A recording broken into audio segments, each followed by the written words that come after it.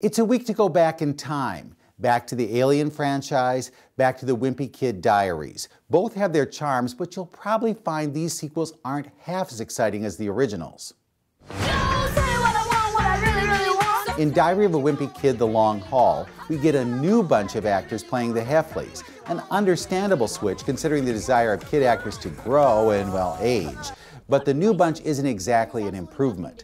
Alicia Silverstone and Tom Everett Scott are now the parents, Jason Drucker is Greg, and Charlie Wright is his mean brother Roderick. This is totally not cool. The family is on a trip to attend Mima's 90th birthday party, and naturally, there's a lot of National Lampoon's Vacation in their journey. They encounter plenty of the same crises without once finding Christy Brinkley on the road. What'd you guys do?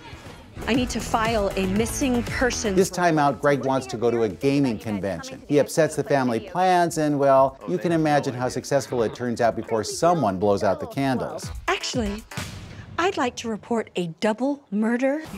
The Wimpy Kids films, for the most part, are fun romps, particularly since they touch on familiar journeys. But switching families midstream is a bit harsh. Letting Zachary Gordon and the rest return as older versions of themselves would have been a better game plan. Wimpy Kids, after all, aren't just stuck in middle school. They can turn up at any age. Greg! You've all sacrificed so much to be here and be a part of this thing we're doing. In Alien Covenant, director Ridley Scott goes back to his prequel years and shows how he got to the place where the first film started. A lot like the Star Wars franchise, this one backtracks and shows us a group of travelers in a spaceship called Covenant headed to a new planet. Along the way, they discover a closer one that looks like it has just what they need. The ship's leader makes a decision to land, and guess what? The trouble begins. Michael Fassbender stars as another version of the robot he played in Prometheus, as the synthetic charged with tending the ship. He encounters a relative, thus linking the films, who gives him a real run for his motherboard. Billy Crudup plays the man in charge of Covenant. Catherine Waterston is the woman assigned to handle life on the new planet. And a host of actors check in as various friends, relatives, and leaders who meet quick ends.